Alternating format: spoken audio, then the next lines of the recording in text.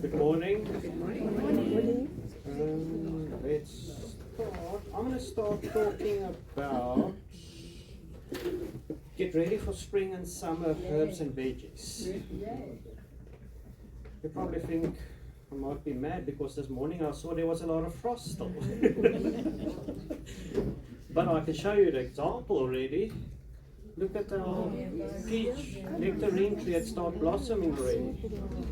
So that tells already the season has start changing. So that is a sign that we can get ready. I won't say we can't plant, like for example tomatoes, yet it's still too cold. But we can get ready for the season. Okay, so what I'm going to talk about is space for winter gardening and summer gardening. The reason is why I say summer and winter is because you get different crops for different times of the year. For example, cauliflower, broccoli, that's a winter crop. Like tomatoes, peppers, all your fruit types are more your summer varieties. So you need space to prepare that for the summer period. So to prepare that, we need to look at the soil first. That's the basic where we need to start. Now to prepare soil, if it's in a garden, usually we always use compost, we always use bone meal. I try to use organic because I always say what you feed the plant is what you're going to eat. So if you use chemical, you're going to eat chemical. So if you use organic, you're going to eat organic. And that's always the question what I always have is if you buy something at the shop, just example a tomato, can they tell you what's been sprayed on it? What do they feed it? So it is very important what we feed the plant is what we're going to get out of it. So if you go organic, obviously your plant's taste might be better, it's a better quality and so on. It might be a bit slower growing, but your quality is better. So also, if you prepare the soil, you must work out what the space you're going to need. And I always say use compost, like I said, but the things I want to bring in today is what I usually forget. Because I always tend to put compost, bone meal, and plant immediately. It's not wrong, but the soil still lacks something. I always say put a bit of kraal manure that I'm not always doing, but put kraal manure in the soil. We always forget about the past, the good thing. Kraal manure, but the thing is with kraal manure, you can't plant immediately. You first need to let the soil rest for a while. So that's why I say we start preparing the soil for summer now to get ready for the period. Because kraal manure, for just example, if you put a seed straight away into that soil or a small plant like these parsley, they're very small still, they will burn.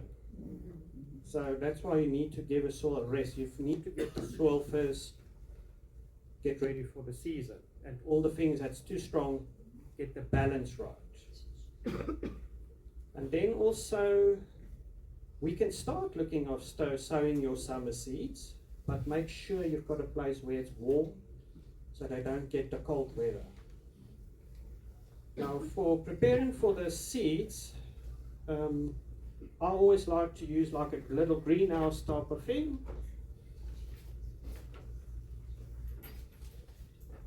Where I would usually have a lid, put on it. The only thing with these type of things, make sure they don't get afternoon sun. Then it's too hot. Then instead of growing, we're cooking it. Then you can start eating it. So the basic is some varieties, for example parsley, you don't need to do it directly in this. It will make the process quicker, but you can sow it directly, so it's not necessary. The only thing is if you're going to do it directly in the garden, I'll put a frost cover over it at night. in the morning lift it and open it so the sun shines on it, but just at night to protect it, because a young plant, they're very young, so they can still burn if they're very, very young. For example, a bigger plant you don't need to cover. Parsley is strong. It will survive on its own. Actually, parsley do better for me in winter than in summer. The reason why I'm saying is with the heat, it grows quick, make a flower seed quickly, and it's gone. Where in winter, it takes longer. For example, this parsley has been grown already for over a month now. From this size to this size. So it takes a while in winter. Where in summer, it probably would have already been a full size. So it depends on your weather. For example, sage. This one took me 3 months to get growing. That's a long time, especially in winter. But sage are a bit sensitive to cold, but they can grow in winter, but they will take very long to grow. But summer they'll grow quick. Now the other thing I want to talk about is, I don't know if you heard about the story of Epsom salt. Some probably heard about it. It is a good thing. But it also depends on what you put it. Some plants can require it, some plants don't like it. For example, parsley loves it. You can do it with parsley. Mint loves it. Mint leaves get nice and big when you do that. Like a pinch. Just a pinch. Yeah, say for this size pot, you'll just put a pinch, a little bit.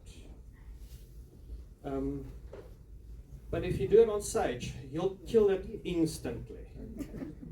They don't like it. So careful what you do with certain plants. I always say if you can, I'm not always good with that because I'm also do it sometimes the lazy way, then I forget and so on. It's to have like a recipe book for plants. If you've got a recipe, it's easy to know which plants you need to do it with, like lime soil, other plants like more acid soil. So it's good if you've got like a recipe book. I'm busy start working on a recipe book that I'm start writing which plants like what plants, what fertilizer. Because generally in a nursery, you always will see, people always tell you in a nursery, compost, bone meal, and fertilizer. That's all they'll tell you. They don't always add on like Epsom salt or lime or something like that. So they tell you the basic. And also watering, for example, we as a nursery will tell you the basic of it, but it's very difficult to tell exactly how hot the area is, where it's going to stand. If it's very hot, it will dry out quick. If it's a cooler area, it will stay longer moist. So everyone knows their own garden. We can just give you as a guideline, but still, I always say everyone got their own recipe that works for them. For example, I can tell you put Epsom salt, but I don't know how salt the soil is in your area. It might be very acidy or so, then the parsley will also struggle. A very good example is all plants, even sage, does use a bit of magnesium, Epsom salt, but very little. It's like a human. We all different. Some prefer to use vitamin C as a help for against flus and so on. I can't. That gives me a lot of acid. I can't have it. It's not good for me. I found vitamin D better for me. So everyone does differ, and plants are the same. They also do differ. So we just have to work out what works for which plants. Now, for example, as there is a lot of things you can actually see on the internet and so on these days, that is quite a help. But I always say, don't look at just one. Look at 3 or 4 different places. Because if 3 or 4 people will say the same thing, then you know that's the guideline. But if you're only going to look at one, like I said, it might work for him, but it's not to say it's going to work for you. That's why I'm also like to play around with a lot of planting, and that's why I'm trying to do a recipe book that works for me, and know more or less a guideline what likes certain things. The next thing I'm going to talk about is also where do we plant herbs. I'm sure most know, because some gardeners might even know more what I know. Because with experiences working in a garden, you know what works for you. Now most herbs, for example, they like a sun area. Your oils are better. I'm sure you saw already a lot of times on TV they show herbs in a kitchen windowsill and so on. That doesn't really work. It's an advertising. It doesn't really work. You can do it, but you need special UV lights and all those type of things. Then it costs a lot of money to do it. So it's not impossible, but it costs. And your oils are less. There's nothing like the sun. The sun always gives the best. And your oils, your taste is better in your herbs, vegetables and so on. But all your herbs and vegetables like a sunny position. Now for example also mint. They love water. They water lovers. And they love Epsom salt. Last time when I fed my mint Epsom salt, the leaves were big leaves. They had giant leaves. But also what I want to say is, for example, like mint, if you feed it Epsom salt, 3 weeks after that, I like to feed my plant after that. A very good example with lemon tree, I didn't brought one now, is a lemon tree, you can feed it as much as you like. If the soil's too alkaline, it will not absorb the fertilizer. So you first need to put Epsom salt to bring your pH a little bit down, and then the fertilizer will work. Because I'm sure sometimes you do feed and then you realize, but it doesn't work. What's going on? I feed, but nothing happens. That's why I say it's very important to check what plants requires. Now the thing I'm going to talk about is fertilize. I'm not going to go deep into Talbot, because I'm sure Claire from Talbot was here 2 months or 3 months back. I'm just going to go about the basic of it. Now for example, I always like to put my fertilizer on top. It's a bit difficult to see from here, I guess. But if you look carefully, if you come later, you can actually see there's pellets on top. I like to put my pellets on top. Because fertilizer on the back, it's going to tell you every 3 to 4 months. And yes, that's correct. But if you have a lot of rain, it washes out quickly. That's why I like to put it on top to see. So I can keep an eye and see if there's still fertilizer or not. As soon as it disappears, then I know it's time for feeding again. Because in the soil it's impossible to see if it still needs food or not. Although the plant will show it's not happy and so on. But quite an interesting thing is a garden is actually quite forgiving. Sorry, it's just moving a little. Just want to put it back again. A garden is quite forgiving. If you don't feed it immediately, it's not going to show immediately. Because remember, in a garden there's earthworms. There's a natural thing that does help feeding your soil. A pot is not forgiving. A pot shows very quickly when it's underfed or so. I always say when you water, and the water comes out at the bottom, you wash a bit of food out. So every time it waters and it runs out, the soil becomes dead soil. So the plant's not dying, but it's not growing. It's just sitting still. Eventually it will get weaker and weaker and die. It's the same as us. We need to eat every day. The plant also needs food. It's very important. I'll just draw a quick map to show what I usually talk about, the fertilize. Sorry, it's a very rough sketch. That's the plant.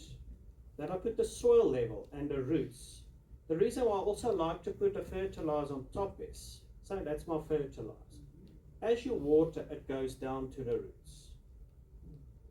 If you put the fertilizer down here, it goes underneath, so it loses some of its value.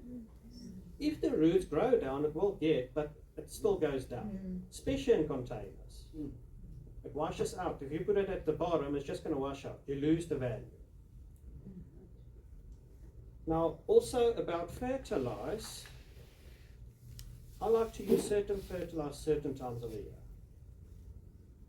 For example, you get a liquid fertilize and a pellet.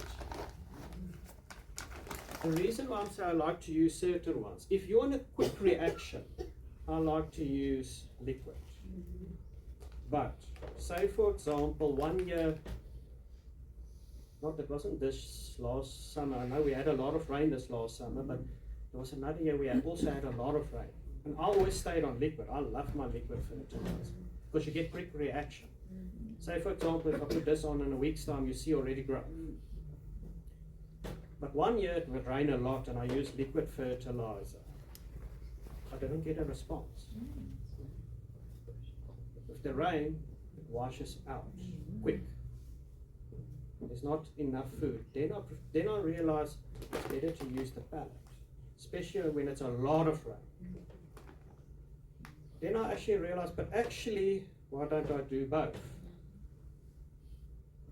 Do the pellet when the time also, because sometimes I get busy, I don't always have time to do a liquid fertilizer, because you have to do this almost like every second week or so. So you have to be on it to get a response. But this helps me the times when I can't get to it. And also when we get a lot of rain, then this helps you. Because the rain actually helps to take it in and feeds the plant at the same time.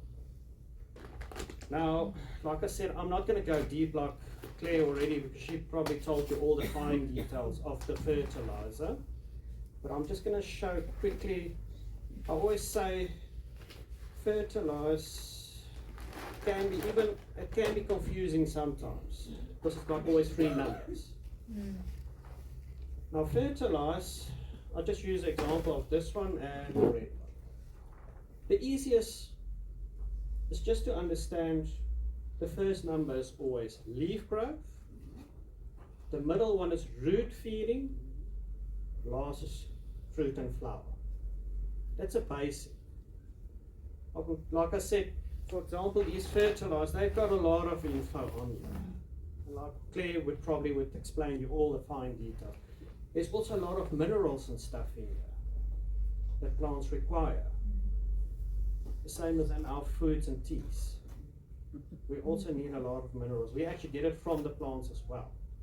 So what we feed the plant, all the minerals is in the plant, we also absorb. But that's a good example now for Epsom salt.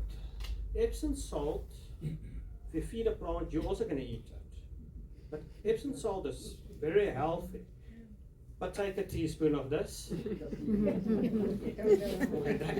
they actually warn, don't consume it.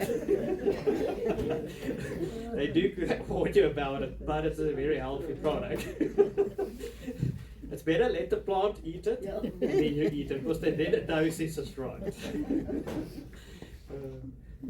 Now, for example, also, I'm coming back to the watering. Watering, this doesn't love a lot of water. It's a small leaf.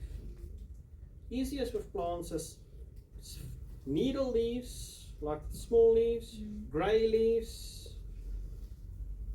They don't need a lot of water. So they're actually water-wise type of plants.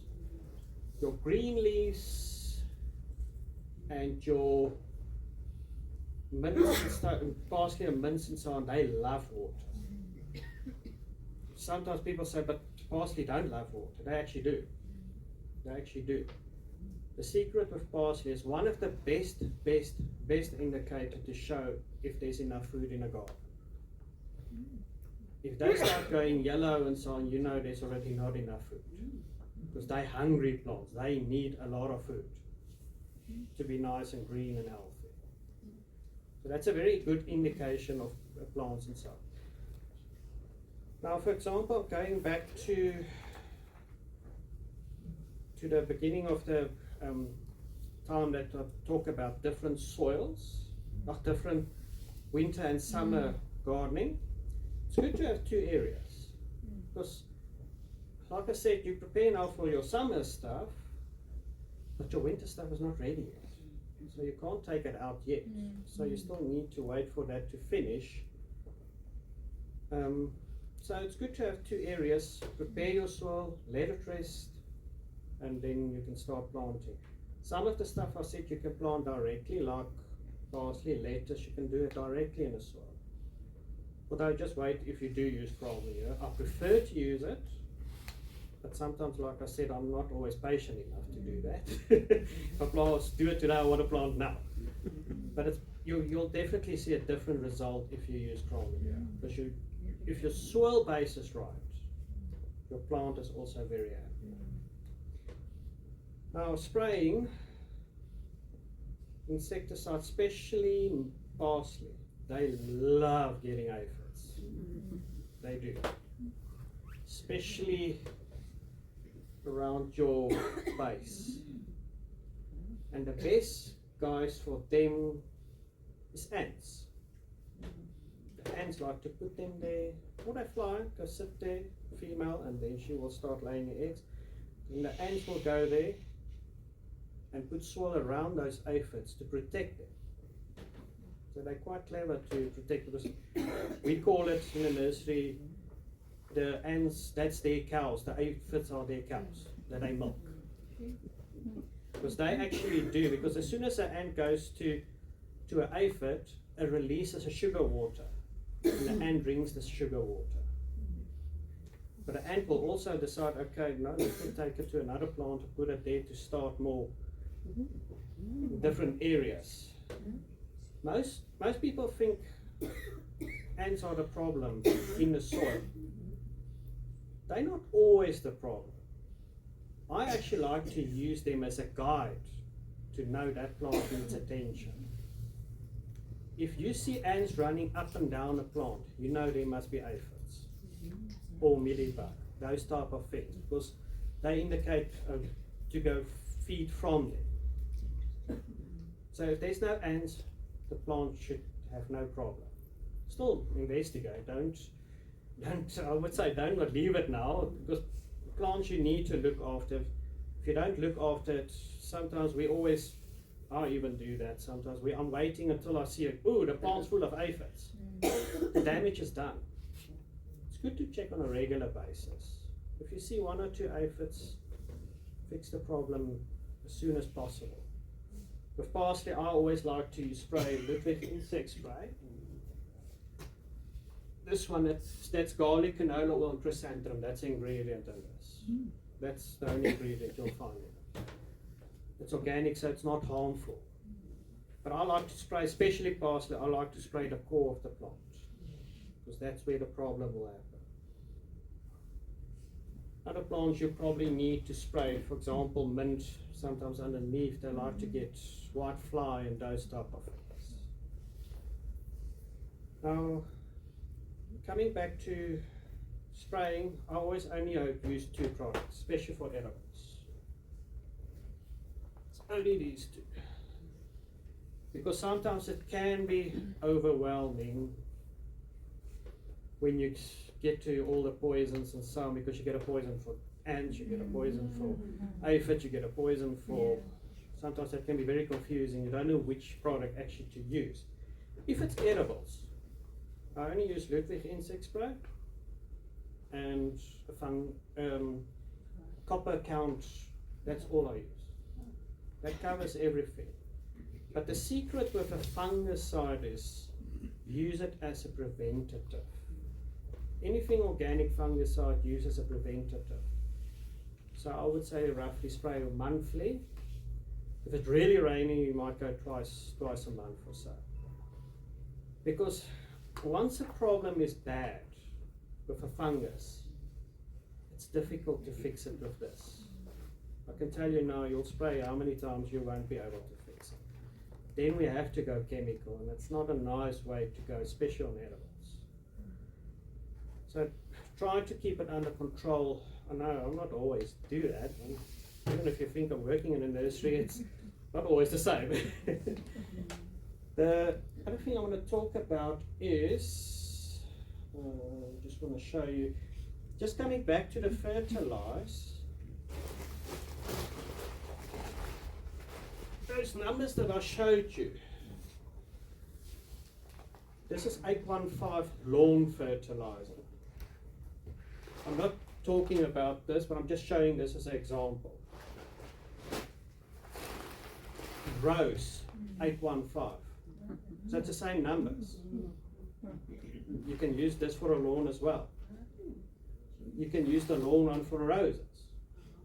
That's why I showed these numbers. Because it's always leaf, root, flower. Always, doesn't matter. The only thing what's nice about if you use the one with rose for roses, because it's got instructions how to use it for roses. But you can still use this for lawns as well.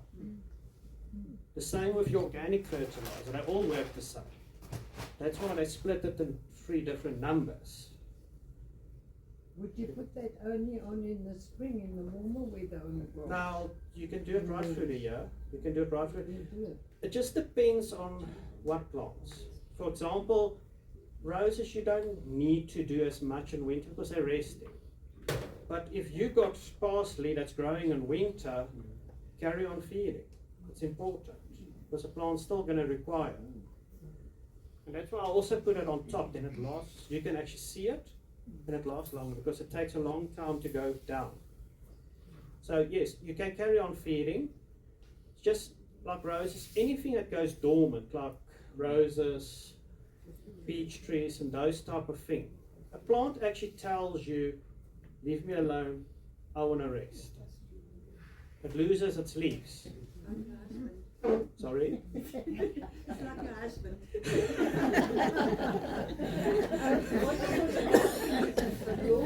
I'm on battles. I cannot use that stuff now. No, lawns need to rest. But you'll find your lawns will be brownish now, they're not green properly. Give them a rest period. But like for example, mints, they're beautiful. Anything that looks healthy and growing still, you can carry on feeding. But like lawns, roses, peach trees, anything that goes deciduous, they tell you, okay, I want to rest, leave me alone. If they're green, please feed them. They show they want to grow. Okay, so now pruning. It's probably also getting time for pruning. But I'm also going to say tropical things wait a bit. It's still a bit early for them because we still get frost. So just wait with it. But like mint, say for example this mint is overgrown, it's growing big and it's empty stalks, a few leaves on top, so it doesn't look like anything. Give it a haircut, good haircut. Mint you can actually go wild with. Just give it a haircut.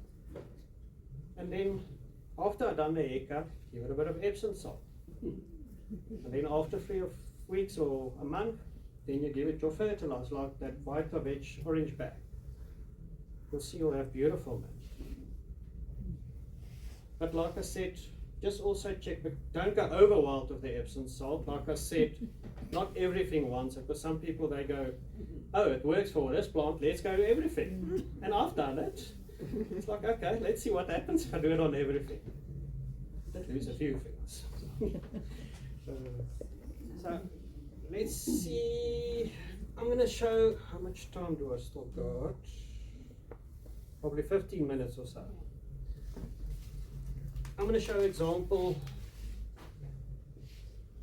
to plant seeds. Now seeds, you get a lot of different kind of seeds. Like, I'm just going to use 2 examples. I'm not going to go through all of the seeds. Coriander and some savory herbs and so on. Now this seed is bigger. These ones are finer. I always say the easiest with planting seeds, the size of the seeds, the depth you plant it. For example, primulas, they are very fine seeds. You don't even cover, you just sow them on top, leave them. But like coriander, just put a little bit of soil over it. I'm just going to do one example. I did brought some soil. Sorry, I just want to get the buckets out. You'll probably see there's different kinds of soil. Sorry, let me just go to this side.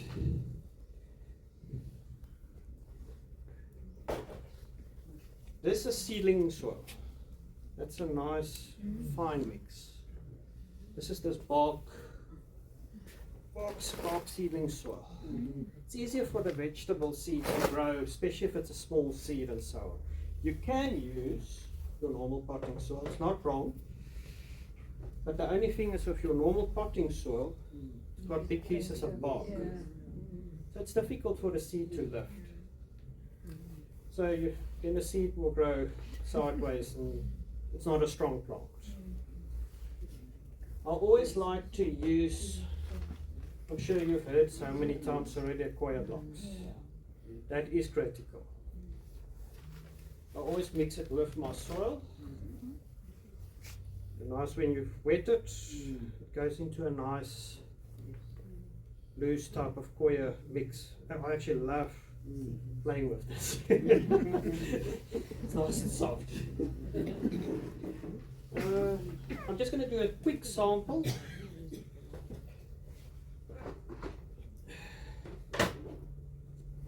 These buckets are nice to work with. I'm just going to do some seeds I'm going to sow quickly. I'm not going to go in detail, but so I'm going to use a bit of seedling soil. So I've used that much seedling soil. I'll probably just use a handful of coir. Don't cut too much, because remember, this keeps a lot of moisture. If you put too much, you can overwater. And also, if this stuff gets dry, it's difficult to get wet again. The reason why I'm saying it's getting difficult wet, if you water, what the water will do, will run down out. Your core will still be dry. What I would like to do then is submerge the pot in water for, let's say, half an hour or so, take it out, let it dry. Then it's back to it, but try not to let it dry because it's difficult to control it. But the thing is, why I like to use it, I like to keep moisture, especially with seeds. So I just mix a little bit in, and actually disappear, you don't even see it, but it is there. I would actually add a bit of bone meal as well, because that helps for the root. With your dogs? Sorry? What about with your dogs? When I put bone meal in my pot plants, they dig it up and eat it. Use then superphosphate. I'll use superphosphate because that's an alternative for bone meal. Just be careful not to use too much of it, because that can burn if you use too much. Where bone meal, if you by accident put too much, we still recommend go according to dose, because anything, if you're going to put like 3 handfuls of bone meal, yes, it's still going to burn the plant. But if you go a little bit over with bone meal, you're still safe. It's not going to burn the plant and so on. So I'm not going to open the bag of bone, but let's say I put bone meal in there. So I'm going to plant these seeds.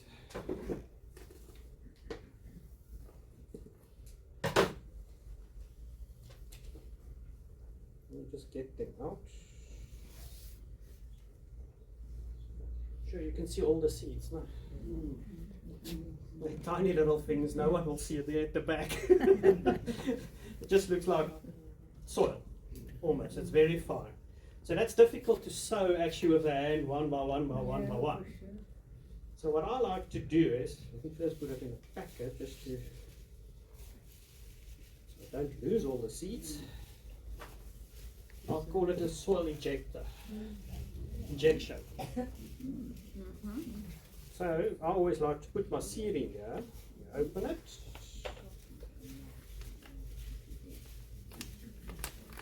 Put my seed in there.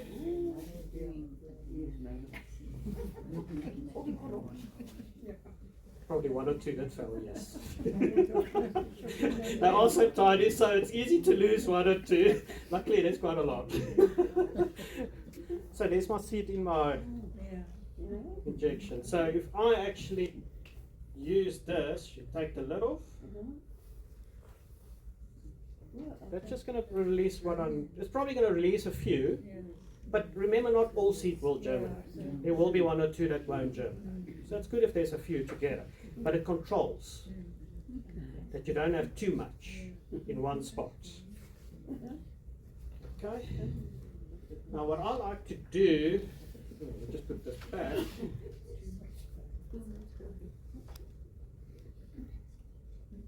I'm just going to fill quickly one tray with soil. I always like to level my soil in the tray, because remember, soil in a pot or in trays, as you water, it goes down. That will happen, that's normal. Because it's bark, it breaks down, it goes down and down. I usually shake it a bit. No, I don't need a big leaf in between. Okay, so there's my soils in my tray. Now what I like to do is with this injection, I'm going to inject the soil now. I always put my lid back. I use my lid as my depth. So what I do is I just press slightly, slightly, slightly, slightly. That was a little bit slow. Slightly, slightly. Okay, you won't even see it from the back how little I did it. Like I said, because the size of your seed is more or less the depth you're going to plant it. Then I use my injection. Just release. You probably won't even see it forming.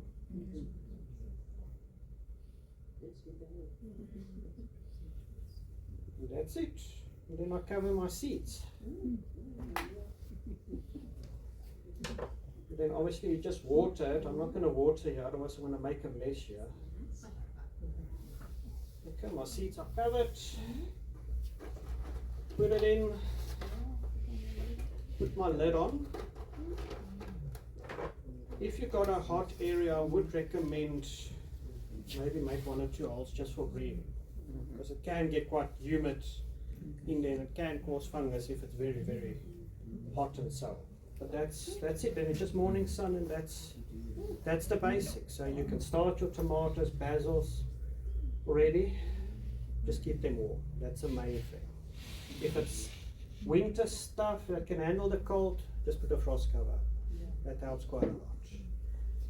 The last thing I'm going to talk about is, that's one thing I'm happy because I think last time I talked about teas if I wasn't wrong. I'm not talking about teas this time again. Now, I especially brought this one, Joko tea. 5 roses. They're all the same thing. But this is a camellia. But this is not the tea camellia. That's a real tea camellia. The flowers are smaller and the leaves, I use these leaves to make teas. Joko, 5 roses. So that's the first time we ever got this tea in. At the moment this is my last one. I hope we can have it again this summer and so on, because they're actually quite nice. That thing is you can use it as a green tea or as your normal teas like you would always have. The secret with this is, if you harvest this, if you cut it and immediately put it in the sun to dry, you'll have green tea. If you want it, you'll like your normal tea that you usually buy, then you'll cut it. They call it fermented. They cover the leaves, what I've cut, in the sun area but covered with a plastic or something like that to sweat. Then it goes brown. And then from brown they open it and then they dry it. Then you've got your normal tea. But it is quite technical because it depends how much you do the process of fermenting. If it's a long process, it goes stronger. If it's a little less, it's a weaker tea. But it's just the basic. I was just interested to show you this type of tea. Any questions? Okay. If you use primary Yes. to prepare your soil,